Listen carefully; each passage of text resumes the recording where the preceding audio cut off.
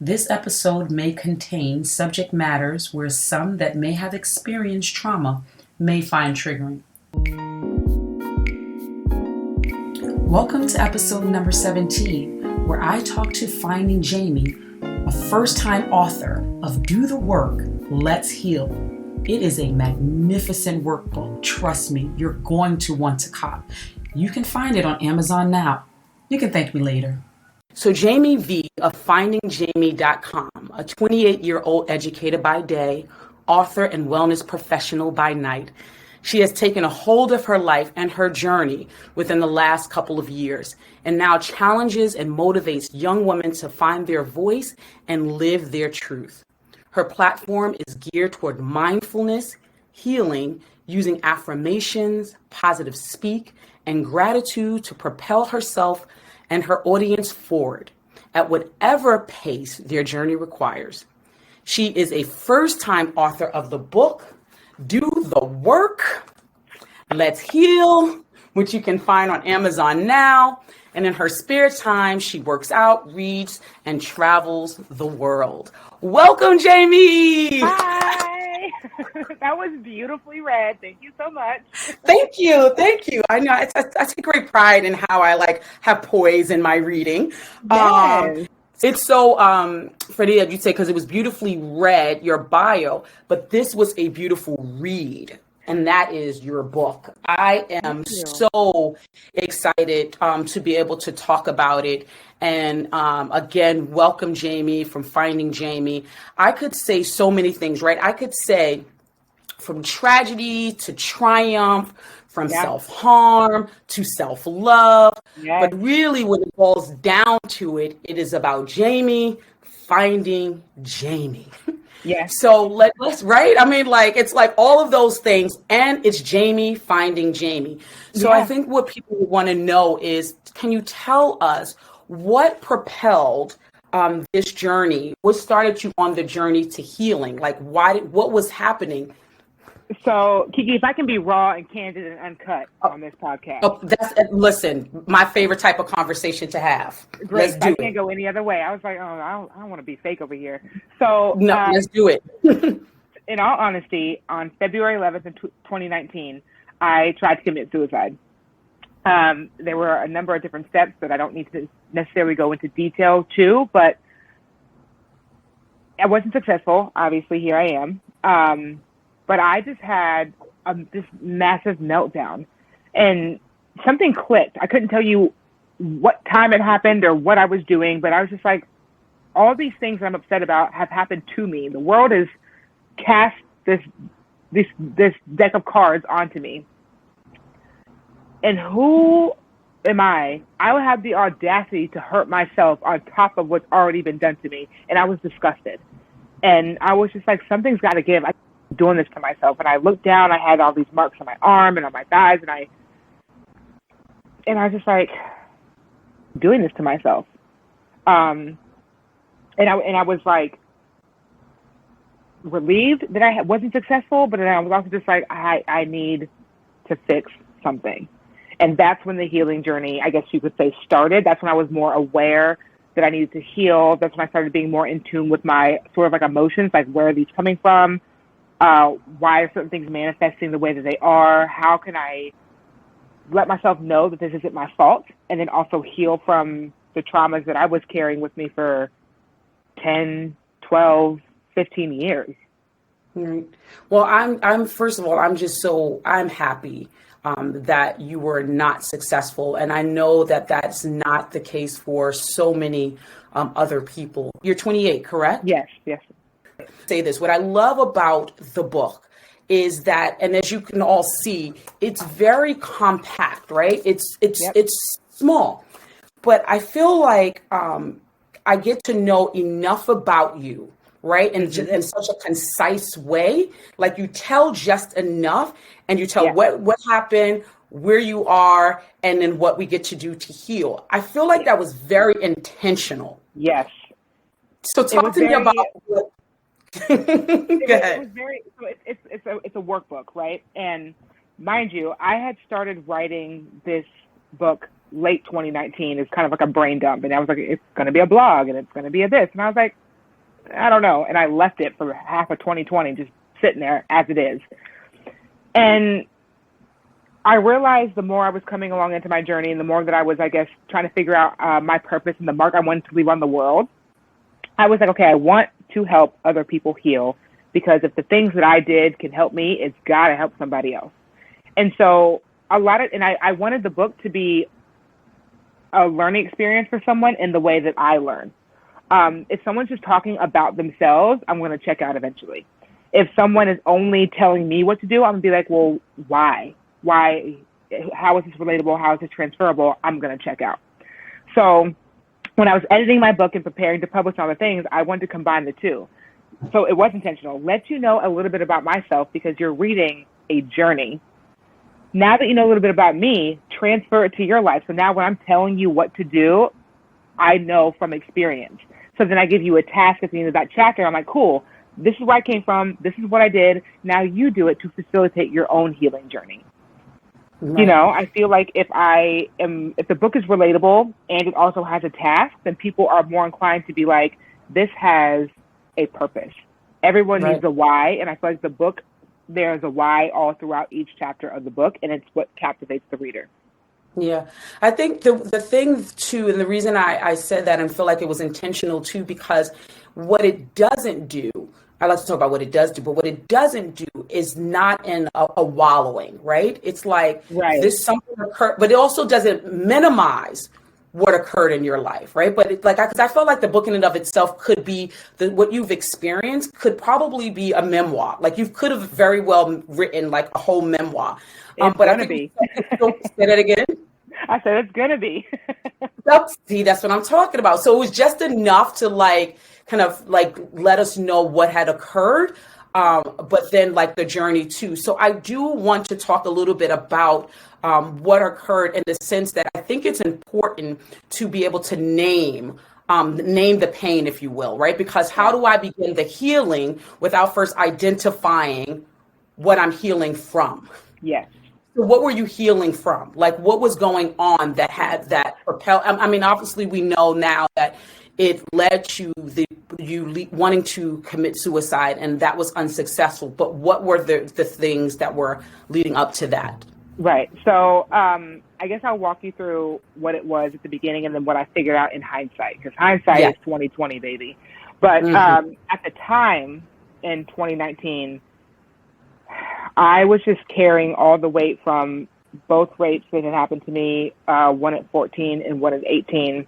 I was carrying the weight of, I guess, losing my innocence as a child. And when I say losing my innocence, not in terms of rape, but in terms of having to fend for everybody else at the age of 12. It was no longer Jaymee can be a kid. It's like, she needs to do this, she needs to do that. Jaymee never misses a beat. She's always on top of it. I don't know. Ask Jaymee. Jaymee will fix it. That is a traumatic experience in and of itself, whether people think so or not. The way that my parents divorced, what happens in the house stays in the house, so we don't got to go into that. But I was carrying energy from that. And so those things led to hypersexuality. They led to me needing to produce and perform well all the time. And when I couldn't be at the top, I was trash, is what I thought about myself. It turned into me feeling like I always needed to fix or do or have an answer. And when I couldn't, then I didn't have high self-value. I didn't have high self-worth. It turned into attention seeking from male figures, because I didn't feel like I was getting it from where I needed it, and I would find it. Having been raped twice, I was like, none of these experiences were what they're supposed to be. So if I give it, someone can't take it from me. And so by the time I got to February 11th of 2019, I was just miserable. I didn't feel like I was good enough, and I wasn't happy enough, and I wasn't pretty enough. And my self-worth was so non-existent, because I didn't have to, if I wasn't being validated or finding something to fuel me, I wasn't validated. I didn't feel like I had a soul. And, the winter comes around and you come off a Christmas break. And I don't often go, I'm not from New York City, so I don't often go home to where I'm from really often, because I didn't like it there because of all the things that happened when I was there. So I was just sitting in my room. I had missed a couple of days of work. I was sitting in the dark, and I was just like, nothing is worth it anymore. I don't feel like fixing this. I don't feel like dealing with this. I don't even know how to fix it or how to deal with it. And it was over the last years, couple of years before that, it was just, I would wake up with this agonizing sadness, not even pain. I was just sad. I was like, I don't want to be here. I don't want to think about this today. I don't want to think about that today. I don't want to go through the motions. And that's what it felt like. I was just going through the motions. I didn't want to anymore. That's powerful, and it's a lot, right? It's a lot for a young person to experience, and I am sorry for the trauma that was brought upon you by others. So I want to be able to acknowledge that in this moment. And it's like you spent half of your life kind of in the pain of it all, right? And just recently, the last 2 years in the healing aspect of being able to heal. Obviously, you weren't successful. And then there was something that triggered you, something that said, okay, Jaymee is worth or deserving to be here. Jaymee is enough. How did you come to that, right? Because even though you weren't successful, what prevented you from saying, I'm going to try that again? Like what propelled you to the healing aspect of it? Right. You know the saying, third time's the charm? Yes. So, yes. So to be fair, some people that are going to watch the podcast, like, why is she chuckling? Sometimes when I get like uncomfortable, when I think about it, I like chuckle as a way to like not cry on camera. So I'm not being insensitive to myself, but just a precursor. But the statement, third time's the charm, that was actually my third attempt over a 5-year period. And at first I was just like, this is dumb. And I actually laughed after everything failed. I was like, this is so dumb. And I was like laughing and I started crying. And I was just like, why am I doing this? Obviously, I'm meant to be here for whatever reason. You know, universal energy, God. At that time, I was like, I don't even know who wants me to be here, but someone wants me to be here. And I was like chuckling and I was crying. And I was like, clearly, this is not what I'm supposed to be doing. I don't know what I'm supposed to be doing, but it's clearly not this. I've always been very, like, I guess, big on energies and certain, like, you know, the universe and spirituality. So I was like, clearly, this is not meant to be a thing. And it wasn't just that day, like something clicked. It was over the course of a couple of days afterwards when I didn't feel like harming myself, or when I started to, look up hashtag self-care and look up ways to get over anxiety and start therapy, right? Therapy in the Black community is so taboo. It's not as much now, but it was when I was growing up. What happens in the house stays in the house. I'm like, I can't talk to nobody. And I was like, all right, I got to talk to somebody. Something's got to give. So over the course of like the months after that was really when the whole click happened. It was like little things started to propel me forward. And, you know, next thing you knew, it was February 11th, 2020. And I was like, look at that. Wow. Did you happen to seek therapy on your own? Did someone support you and say, perhaps you should go and talk to someone? Like how did you get there? Because as you said, therapy in the Black community is so taboo. Mm-hmm. How did you get to therapy? So, not so funny story. I was actually blogging from 2017, 2018, like just writing down my feelings, not to promote my blog, but just writing things down in a blog form. And someone from my old network, a network of schools that I worked at, found the blog, and they were alarmed by what I was talking about, and they sent it to the head of my network to get me fired. To get you fired, yeah, not alarmed because of what you were doing to yourself when they felt that it was harmful to yourself, but they want to get you fired, but not to support you and aid in your healing. Yep. Got it. They sent me the anonymous email, and it was like, this teacher is so ridiculous. She's so unfit, blah, blah, blah, blah, blah. And I was like, So the HR said, we went through these blogs, we highlighted all this stuff or whatever. You need to go see like a therapist and get a letter that says that you are fit to teach before you can come back to work. This was the day before Christmas break. No, Thanksgiving break 2019, matter of fact.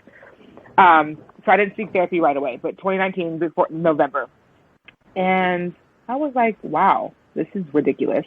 So anyways, I found a random therapist that would do this for me so I could keep my job, essentially. But she was just like, she read all the blogs, hundreds of pages. She was like, this is really therapeutic. This is actually really impactful. your network is bugging. First of all, you should leave when you get this figured out, but we won't talk about that. And I saw her a couple of times and realized that what I was trying to unpack and grieve from wasn't a good fit with her. But she referred me to someone else in her circle of therapists that is a trauma therapist, like a childhood trauma therapist, because that's where the root cause of my issues come from, childhood trauma. Right. And I stayed with this lady for rest of 2019, all 2020. I don't see her as often now because I don't necessarily need to, but I'm still in contact with her. I'll go to her, one-off, whatever. Sometimes it's an email session, sometimes it's a phone session. Sometimes I'll go months without talking to her. But it actually my going to therapy stemmed from me almost losing my job, to be honest. Right. So in part, while I'm like side-eyeing the person who like did that, right, in many ways, it was a blessing. It was a blessing, right, in disguise, in the sense, not a blessing in disguise, in the sense that it started you on at least working with a professional. However, you had already been on your quest of healing in the journey through your blogging process, right? Because even the therapist said this was therapeutic for you to be able to get that out, to be able to share. So what are some of the things that you have discovered about yourself, right? Because you talk about the self-harm, but in the pain of it all, I think in your book, you mentioned kind of self-loathing, self-deprecating, right? Did I say that correctly? Right. Yeah. So those, I think it's important. And again, I said again, I think it's important to name what we're healing from, because often people say like, I'm healing, but like, well, what are you healing? What are you healing? Right. Exactly. Right. So that you can measure that you were actually healed. So what exactly were you healing? Not exactly, but in and around, what are maybe 3 or 4 things that you have come to realize, hindsight being what it is, that you were healing from? That's a beautiful question. Oh, thank you. I would definitely say the first thing that popped into my mind when you said that was I was healing from absorbing blame. So that is a thing that we often do. It's my fault. I'll fix it. Damn, I shouldn't have done this. I shouldn't have done that, whatever. But when it comes to parental situations or sexual assault or whatever, the thing that I needed to heal from the most was, okay, this isn't my fault.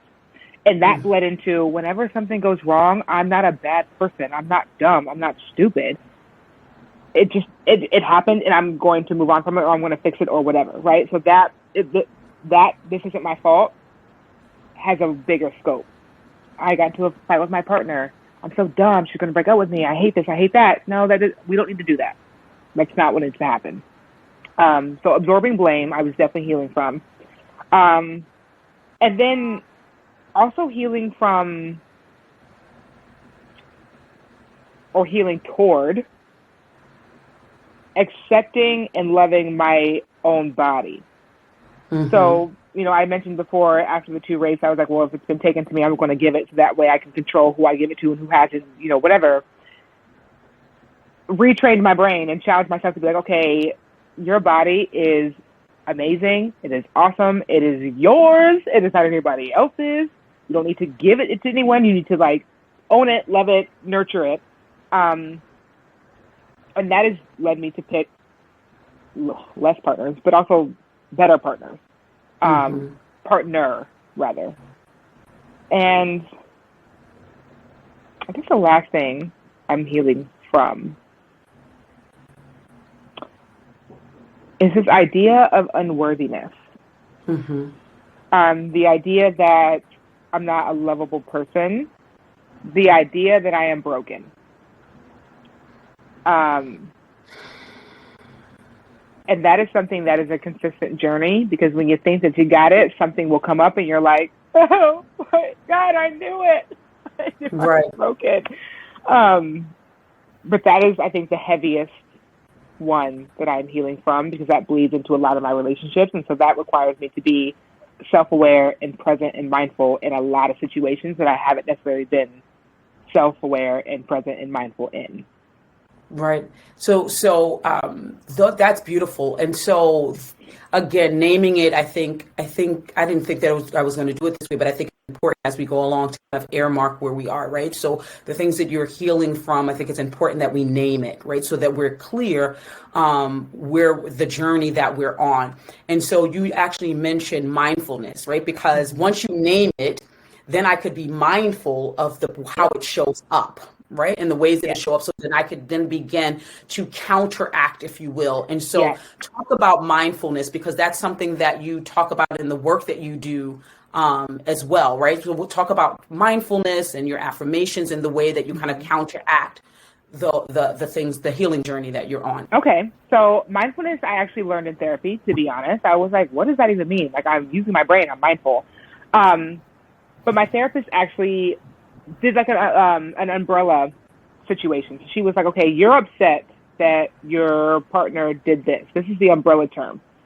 Then she was like, why does this upset you? What does this make you think? What space does this put you in when this person does X, Y, and Z? And I'm over here like, oh, I just thought I was mad about that and that I was overreacting, but it comes from somewhere. And she made me dig into layers. And so with mindfulness, it's being able to see or be thinking or whatever a situation, and then unpack where it comes from before you react. Mm-hmm. And so now I'm in a space where I'll be upset about something and be like, this hurt my feelings, or I didn't like this, because I'm now able to name it with mindfulness. But I'm also in a space where I can come back to it if I need to, or maybe in the moment and be like, this hurts me because it reminds me of what this happened to me 3 years ago. Right. Right. It's not you, but I need a minute because that was kind of triggering me. I didn't think it was going to trigger me, but I need a minute. And that's where the mindfulness journey has led me. But it literally is, it's again, it's a why. That bothered you? Yes, be bothered. It's valid. But maybe think about why that bothered you so much, because oftentimes the event in the moment that bothers us isn't always that event. It's because there's something underneath it that is really driving us crazy. Exactly. I love that you said, so because mindfulness, and obviously we point to the head, right? But there was something that you just said, and then you went to the heart. You said, because that made me feel. And I think that's important, right? Because I saw a lot of me, a younger me in your story, and connected to that as well. And so for me, a lot of my processing as I go through and continue to go through my healing journey is about me processing. Like, I'm a processor. So I'm constantly mindful of what is going on. The new journey that I'm on is really connecting to the heart, right? Yes. Because I will process and intellectualize the hell out of everything. But like, really, how does it make me feel? Like, what is the feeling that is evoking in me? Like, so yes, I'm angry, and then I could analyze the anger, but like, I need to sit with it and be like, what about that has me being angry? Why am I displacing that over here? So really connecting to that. So I've been doing that for a long time. And like, so for example, if I'm doing something, I'm like preparing for an event, and I start to get really, and we're going to talk about this as it relates to affirmations, but if I'm preparing for an event and all of a sudden I am feeling anxious, I'm feeling nervous, all of that stuff. So I have to ask myself, well, what is that about? Right. And you go, well, it's the excitement of the event. And then it's like, no, that's actually not it. You've done events before. What it is that it is triggering your enoughness. Yep.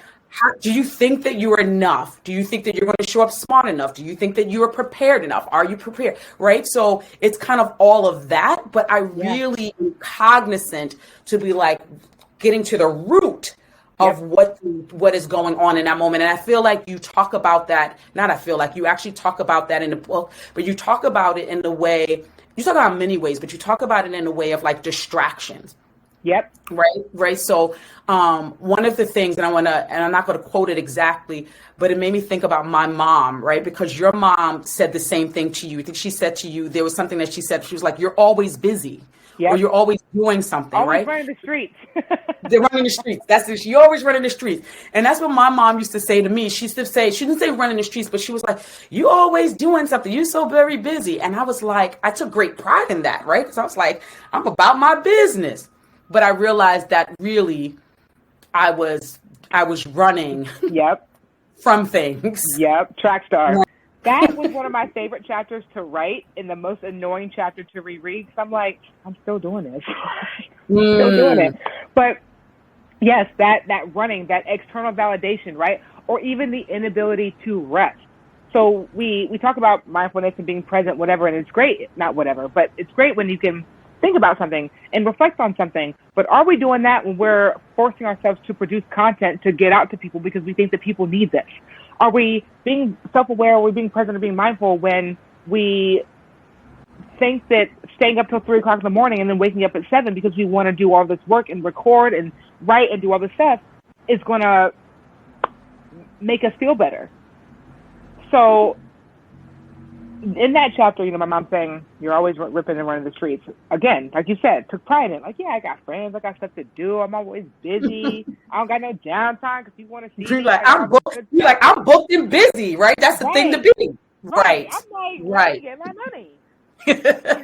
And then now I'm just like, that is a trauma response. That is what I felt like I needed to do when I was 12, rip and run and do and be. And it fuels me. But it fuels me because that's what was fueling me with 12, because I felt like I had to do it. That's where Jaymee's identity was formed as Jaymee knows. Jaymee will do. She'll get it done. She doesn't miss a beat. And so that is preach. Yeah. Resting is so foreign, and almost like my partner will say it. She's like, yo, you really need to just sit down and relax with me. And I'm like, but I can't. I just got to make something or do something. I'm just going to go for a run. There's nothing to do. I'm going to go for a run. It's a trauma response. Yes. It's ingrained in us to feel uncomfortable when we're not doing, because it's like we're wasting time. Yes. It's like, I could be doing so much more. Why am I not doing this? But then what it equals to is like, I'm not doing enough, really is saying that I am not enough. Yes. For me, right? It's like me identifying my self-worth is connected to what I do or don't do, right? It's connected to the attention. It's connected to, well, do they care about me? Does anyone remember me? Are they noticing? It's connected to all these things. Right. We don't feel seen if we're not doing anything. That was something that I definitely had been working on too. And it's interesting. I want to start to talk about the affirmations that you do. The affirmations that I should say that you put in the back of your book as part of. And first of all, let me just say, I have all of these markers in because, as Jaymee said, it is a workbook, right? It tells her story, but I love the fact that it says, do the work. Let's heal, right? So we gotta tell me, why is this important to do the work? Like that's the intention, do the work. You didn't just say, let's heal. What's the work? All of healing is active. And so I guess to outline some of the chapters, you really need to unpack your trauma, right? It starts with yourself. It's giving you, what don't you like about yourself? Write it all down. There could be a lot, there could be a little, but write down all the things you don't like. Then, why don't you like those? What do they do for you? How do they make you feel? Where does that come from? And then it's also showing gratitude for yourself. The hardest thing for me to do was to be nice to myself. I had to ask people for things. And they're like, well, you know this already. No, I don't, because no one's ever told me, because I just rip and run all the time. Be nice to yourself. Then, I talk about unpacking your toxic traits. I talk about, what are you distracting yourself from, or what do you use to distract yourself, right? You literally need to identify all these things within yourself and unpack them and write about them and talk about them and sit with them in order to fix them. Because the original title of the book was Manifesting Wellness. And I was like, you can manifest all these things and it's going to be great, and think this and think that and positive speak. But what I've noticed across this journey is that manifesting, when people say it, they're like, if you think it, it's going to happen. Think positive. It's not a thing. You need to think positive, but you also need to actively do something. If you sit on your couch for 20 days and say, in 20 days, I want $100,000. I'm going to sit on my couch and wait for it. I'm manifesting. I'm so positive. You don't give me money. It's like, good luck with that. You know what I'm saying? Like it's true. Right. But hashtag manifesting is not that. It's an active journey. Think positive, go towards your goal. If you fail, okay, cool, I'm going to get up and I'm going to try again, or I'm going to learn, I'm going to redo this, I'm going to redo that. It's all active. And so is healing. You can't sit there and be like, if I say that everything's okay, everything's going to be fine. Because we be lying to ourselves. Not everything is fine all the time. Yes. But what you will do is do the work. Why isn't it fine? on the good days, why is this a good day? What were you thinking about? What were you doing? On a bad day, what was triggering to you? Write it down, talk about it, feel it. And if you can't talk to anyone because you don't feel comfortable, you have hashtag trust issues, then that's what the book is for. I give people lines to write down whatever they need to write down within themselves, because the act of writing is the work in and of itself. I didn't realize that until I started that myself. I have 50,000 journals that I've started, and like I got a lot, and then they start turning into scrapbooks after a while. Like I just doodle, and then when I lost my mom, and working with a grief counselor, journaling is something that I do on a regular basis as part of my morning routine, and I never really got into affirmations per se. At least I didn't think that I did, like actively, like getting up and reading these affirmations to myself. But I am very mindful, and I think in some ways that is an affirmation, right? To be able to say, and I think you talk about this. I've heard you talk about this on an interview before, how automatic we're on, right? If we drop something or spill something or do something, the response that we say. So talk about how automatic we on, and then we can get into more of the ways in which we could affirm that, change that thinking. So, I was talking about this the other day. I'm like, when did I say this? We are very conditioned to be quick, fast with the negative, right? So as you're saying, you drop something, oh, I'm so stupid, I'm so clumsy, I'm so this, I'm so that, I'm so dumb, right? It's quick, it's almost instant. Sometimes we say these things to ourselves and we don't even realize that we're saying it. But that is, one, a learned response, because not everyone is conditioned to do that. And two, it's enforcing trauma, right? Mm-hmm. It literally makes you walk through life and think, I can't do nothing. Like, this is so dumb, or I'm so trash, or I hate it here, like whatever. Little things that people like think, I'm so dumb, I'm so this, we're dumbing ourselves down as a response to trauma, because if we say it ourselves, it's almost like it mitigates the nastiness. Right. Or sometimes we'll say something first so someone else can't say it. Because if someone looks at me and I drop something and they're like, yo, you're dumb, I'm going to be upset. I'm like, who are you? Right. At first, to be like, so sorry, I am so dumb. And people are like, oh, no, you're fine.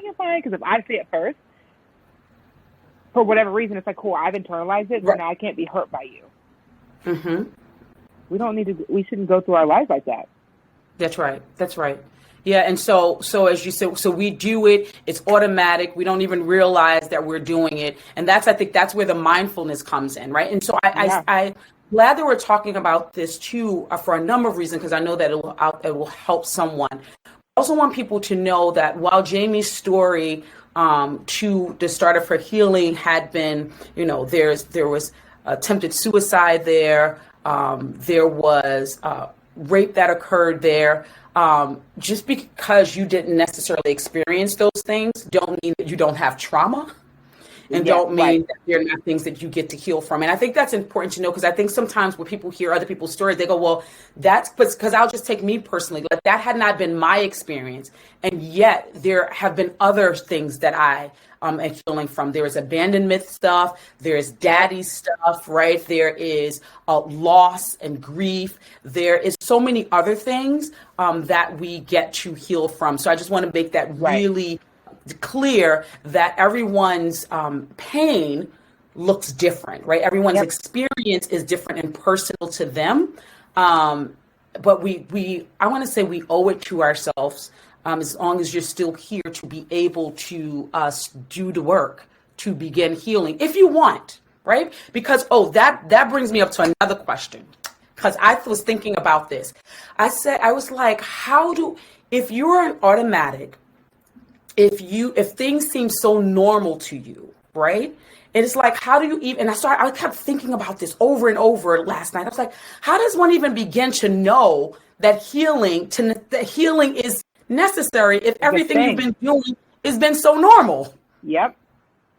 Right. We know that there's light because we experience dark, right? So we know that we know joy because we experience because we experience pain, etc. Right? So kind of contrast. It's like, well, how do we know that healing is necessary?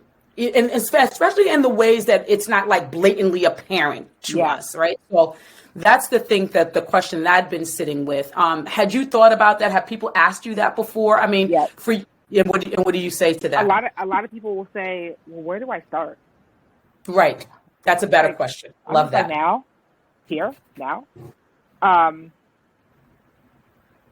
You don't know what you don't know, you know? Wow, sorry. But in all seriousness, you don't know what you don't know. So when people ask me, well, where do I start or what do I do? I'm just like, start now. Start here. And that's what I honestly show them in the book, because the book is something that you can do and you can redo and you can start whenever it is that you want. It's also transferable across trauma. It's not, this is a rape survivor book. This is what you should do. That's right. Like, it's not, this is a... That's what, let me just pause and say, that's what it is not, people. That's what it is not. Right. What it is, so let's say what it is now. What it is, you say, Jaymee. What it is a transferable handbook across any type of trauma to start healing on a general level. Right? It's not going to give you all the answers, but it's going to help you start. That's really what it is. And so that's the reason why I wrote the book. I wrote the book for people like me that didn't know where to start and didn't know what the heck was going on. But in hindsight, 2020, those were the steps that I took across years to be where I'm at today. And so sometimes when people ask me, I don't know where to start, then I'm like, cool, here's a book, honestly. I've given out like 15 free books. I'm like, you know what? You need it. I'm not going to make you buy it. Here's the book. Mm-hmm. Or some people are like, hey, like, what's your book about? I want to start, healing, but I don't know what to do. I'm like, listen, slide in my inbox. I can sell you a copy for $10. Tell me what you want to work on, and I actually write the person a note and affirmations and let them take that and then read the book with whatever they need in mind. Right. But honestly and sadly, it's up to a lot of other people who are on their healing journey or who can identify these things to help promote someone else's healing journey. Because if you don't know that you need to heal, you cannot do it because you don't know. I've come across people that I love dearly, and I'm like, you don't want to unpack that? Or do you think that response is okay? And they've been like, no, but I don't know what to do. Healing doesn't cross their mind, and they know it's not okay, but they don't have any other response. I love that. I think that we do get to be responsible it's like when we know better, we do better. Yeah. But we also then are able to identify, and it doesn't mean that we're going around like serving as psychotherapists or therapists to people, right? But we're just being able to identify what we've probably seen in us, right? And that we can now see in others. Because there's a saying, and someone taught me years ago, like, if you spot it, you got it, right? Yeah. So if I'm able to see something in you, it's because I was able to identify it in me. And if that behavior has shifted from me and I can see and I've experienced myself on the other side of that, who would I be to not offer something to you? Now it's up to you whether or not you want to take it, do it, try it on, right? That's on you. But at least I feel like I would be remiss in not at least sharing what I am experiencing. Right? Doesn't make you a bad person. Doesn't make you a bad person. It just makes me aware of something that I want to kind of gift to you, if you will, if you're open to receiving it. I started to also say that I did not do affirmations per se, but I'm very mindful. And then I started reading your book, and it became very clear to me that one of the affirmations that I will begin to do some affirmations. And one of them that I'm definitely going to add, because I was preparing for this, I said, I should have written it down, so it's in my head, but I'm going to write it down. It was, you are your best self. You are at your best when you do less. Yeah. You are at your best when you do less. Because for me, I am hyper vigilant in being able to do things and make sure to get things done. And I'm moving. I'm going to prepare. I'm going to make sure I'm going to make sure. And then it's and then at the end of it, it's well, what is that about? And again, it's the trauma, right? So the way that I can counteract is by reminding myself that my less is actually more. Yep. My less is more. So my less is my peace. My less is how, because I just don't have to do so. I just don't have to do so much because who I am is really enough. Like I just get to like, and not to doesn't mean that you don't get to show up and prepare. Doesn't mean that you don't just do preparation and all of that. But I don't have to overly do it because like. Right. So the other thing you had me thinking about, I just love this so much. Right. The other thing you had me thinking about is, I say that I am enough. That's part of my prompt when I'm doing my writing. But I also say that like, I realize that like I get to say that I am smart enough. Right. I'm beautiful enough. And the reason I'm adding enough, because I am enough is because like, I don't have to be the smartest person in the room. Right. Because then you're going to talk about that a little bit too, because there's this tendency to be comparing ourselves, right? I know we're going to get into because I was laughing a little bit, first of all, because there was reference to Instagram, Twitter, and just social media in general. Yeah. And I was like, oh my gosh, I'm old, right? I mean, I'm not old, but I'm getting up there. Like, let's just call it what it is. And I was like, we're in a world now where the comparing is not just like your classmate or the person in your neighborhood or when you were in school building. Now it is millions of people on the World Wide Web that don't even know who we are. Talk about it. Talk more about that. Oh my goodness, the comparison. I had to adjust my posture. Let me sit up. Comparison is the killer of today's joy. I will say it over and over and over again. Instagram, Twitter, Facebook, TikTok now.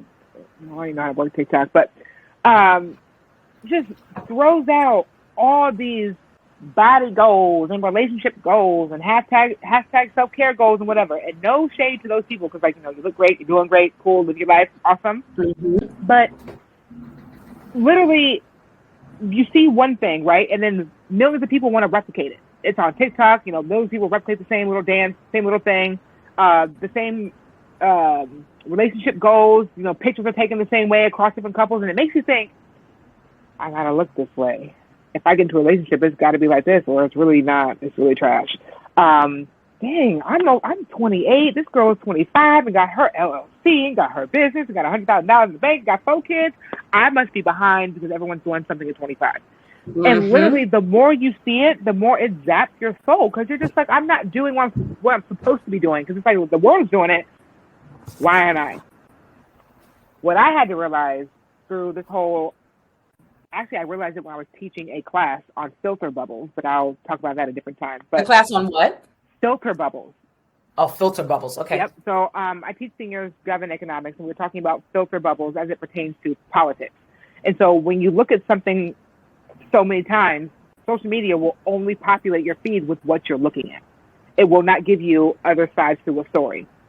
So I was teaching it, and I was like, Instagram does this with beauty, color, finance, self-care. We even think that our self-care is wrong because of Instagram. So in the book, I'm just like, yes, we run to Instagram and we either distract ourselves or we try to find something in our filter bubble that validates our self-loathing or how we feel or whatever. In all reality, both of those things, I'm not going to say they're wrong, but both of those things are not ideal or conducive to a healing environment. Because on one hand, you're comparing yourself and you're like, okay, I'm garbage because I'm not doing what we think the world is doing. Mind you, 90% of the world is not doing anything you see on Instagram. Some of the stuff I post on my Instagram, I posted it like a year after I did it. I wasn't doing it in that moment. See, and you know what? I didn't know that I was going to go there, but there's 2 things, and I know we're going to begin to wrap up soon, but there's 2 things that I want you to talk about. And I think it's important, and it's not that like some people are not out there to intentionally show that this is not what they're doing, right? It's just part of their brand. It's not like I'm intentionally trying to put a roof over your eye. It's just like it's not on brand at this moment, so I'm not going to be able to show this. But I think it's important that people know that this is not people's lives all the time. You're only getting a little bit of it. And I heard you tell a story recently about how you and your ex-partner at the time were, I think you said you were at a brunch or you were someplace, and like you were locking arms and all was good in front of everybody. Tell that story. This is why you can't just go to social media to get validated. So what happened? Right. And like you were saying, people don't do it on purpose. I used to post in my relationship because it made me feel better. Like, if I post this, it's going to be cute. It's going to make me feel better. Not because I was trying to hide anything, but so I was actually engaged. Whatever. Anyways, so the day that we broke up, we were at brunch and we were, kissing and interlocked, and I was talking about school and he was talking about, his finance and his job, and people were like, oh, you're glowing, you're so this, you're so that. Mind you, I had gained like 20 pounds in that relationship because I was not happy, but that's not the point. And people were just like, oh, you're so cute, you're so happy, at a brunch with all of our friends.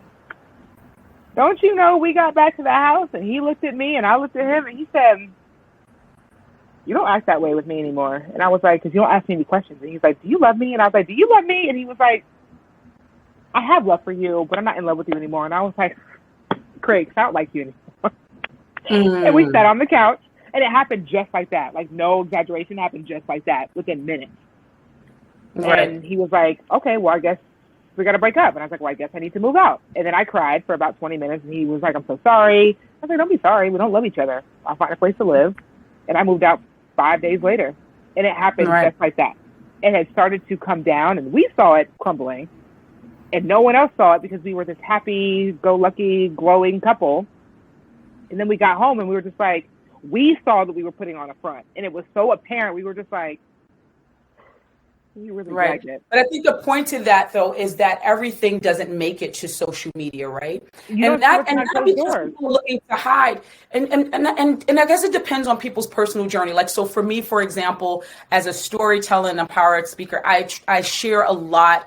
I'm transparent about a lot, but obviously there's certain things that I'm not going to just tell every single thing. Right. And at the same time, I think society, the way society, and this is a conversation for another time, society, and what I've learned from my mom's passing too, is that society wants to know, they want to know the joy, but they don't want none of the pain. None. They don't want any of the smoke. They don't want it. They don't want the pain. Or they'll do the pain, but they only want to do it for 2.5 seconds. Like, I don't want none of that. Okay. Oh, that's what happened. Okay, great. Like, let's move on. Can I see some more pretty pictures of you smiling and vacationing? So that's a conversation for another time. But I just want people, really all people, but young people, to really know that don't go to social media for your validation. The validation happens within you. And that's the healing journey that Jaymee was on. And so I would like for you to begin to share some of the ways in which you ground yourself. How do you, in your healing journey? So we talk about counseling, that you've done counseling, but you also talk about the blog that you created as part of, that was therapeutic for you in your healing. You talk about mindfulness and how that became, how you learned that as via your working with a therapist, right? So the mindfulness, and also there's the affirmation aspect of it. So talk about how you ground yourself on a day-to-day basis to continue to have, to be healed. And then I have another question to follow that. What grounds you? So I journal. A lot of people journal, but I also journal. But I keep it real short and concise, because on the back of each entry, I do a today I feel, today I did, and what I know for fact. So even when I'm journaling, I'll write down, everything concise but candidly. And I'm just like, okay, this is how I feel, what I do that maybe made me feel this way, whether it's good or whether it's bad. And then my facts, what I know for facts, my affirmations. I know so-and-so loves me. I know that I'm good enough. I know this is going to pass, or whatever it might be. That's very grounding. And to be honest, for my presence and my mindfulness, like, I meditate sometimes, and I'm actually not very good at calming my mind. I know I talk about it, but I'm not very good at it. So I meditate in my own way. I have this apartment now that has these beautiful windows, and I literally will sit on the floor. They are beautiful. They are beautiful. But I was like, oh my goodness, look at all of that sunlight that is coming. I love me some good sunlight, honey. But go ahead. I sit on the floor in front of the window and stare out the window in the sunlight. And I can do it for an hour. I can do it for 2 hours. I literally just sit there. Sometimes I do it. My partner's like, can I play music? Can I do something? I'm like, nah, just give me like 5 to 10 minutes of just quiet time. I will literally sit in silence and just stare. Yep. It's the most calming thing for me. Right. And those are the two main things I do to be grounded, because my affirmations are, and I work out. Like, when I feel really antsy, I got to run. But in general, I work out daily, because it helps. It makes me feel good about my body, feel good about myself. And I've actually started to do my affirmations while I work out. So I don't wake up and like pray and like say them. I don't always write them down, but I have a go-to like 5 affirmations that I say that I want to get made. What's your go-tos? So it's always, I am deserving. Sometimes I say I'm deserving of, but to keep it general, I'm deserving, I'm worthy, I am enough, my best is enough, and I am loved. Yes, you are. Always my 5 go-to. I'm actually going to get those made, but Finding Jaymee apparel coming soon. But nice. I say those when I work out because working out is me giving back to myself. And so then I'm saying my affirmations, it now brings my workout full circle. Right. And I was thinking about this. I love that, Jaymee. I was also thinking about this question, thinking about if I was going to ask it or not, or what was it I was really getting to, which is, what is the ultimate goal, right? Because I feel like healing, and I know that healing we could go on our healing journey for a lifetime, like, because we're always growing, evolving, right? But what is really the ultimate for you? What is the ultimate goal in your healing journey, if there is an ultimate goal? There definitely is. It's a lifelong goal, but there is a goal. It's honestly to keep my voice now that I've found it, and to live authentically. I think that the idea of living authentically is so underrated because people think they have to make a certain amount of money, so they break their back and they just do. People think they need to look like so-and-so, so they break the bank trying to get butts and just all these things, which is fine. That's what you want to do. Not for me. My goal is to be as authentic as I can be and to have my voice, because that is what makes me happy. And that will manifest itself in teaching. It will manifest itself in doing a podcast. It will manifest itself in my writing. You know what I mean? So like, I have little goals, but my ultimate goal is I have a story to tell, and I got someone to tell it to. And I want to tell it in a raw, candid way because it's going to help somebody. That's literally my purpose. I love that. I feel like I could just like end on your purpose, because like I just got chills that is it, right? It's ultimately like, what is the goal? What is the why? What is the thing that's driving me? And I love that you said, because from that, all of these other things get to be created. Yes, because that is my happiness. Right. And when you're happy and you're authentic, you can do the little things, whether it's traveling or this or that or whatever, because you're happy. When you're unhappy, you don't do the things you want to do on your whatever list it is. Exactly. And I generally like to ask people, after I read their bios, I always say, well, that's the work you do, but who are you, right? And so I feel like I still want to ask that question, for I feel like we got to know who you are. But in your words, who is Jaymee, part 1, and what brings you joy? Jaymee is a woman that has come a long way from where she was, and a woman that has a lot further to go, but is now excited about the journey. And the things that bring me joy, first and foremost, to be honest, is helping people. I love sharing content. I love helping people. I love hearing other people's stories. That's why I travel. That's why I teach. That's why I have a psychology degree. It's literally the why behind everything, because I love people. I love interactions. I love stories. I also like telling stories. I got a lot of stories to tell. I hear you. I hear you. It's so beautiful. I'm so thank you for your time. And I don't know if there is one other thing, if there's anything else that you want to be able to leave the beautiful people with. Any parting words, please feel free to do so. I will just say that I applaud you for listening to the podcast, because if you came to the podcast and you weren't sure where to start with healing, you've already started. I also want to say that I'm proud of you, because you are continuing a journey, however hard it might be, however long you've been on it. And the fact that you're continuing and the fact that you're here is something to be proud of. And I also want to end with just letting all the people who are listening and viewing know that you guys are also enough in your entirety as you are sitting here listening, watching the podcast. Yeah. Thank you. And if you want more of the beautiful Jaymee, please tell them where they can find you, all of that Beautiful stuff. How can Yes. they contact you, find you? And I'm going to write it obviously below, but like they get to hear it from you. Right. So find me at findingjaymee.com is my website. Finding Jaymee is my Instagram name. Literally, it's Finding Jaymee everything. And if you want to buy the book, it's being sold on Amazon. Do the Work, Let's Heal by Finding Jaymee. So literally, Finding Jaymee is my everything. You will never know my last name. You will never know my whole name. Is my everything.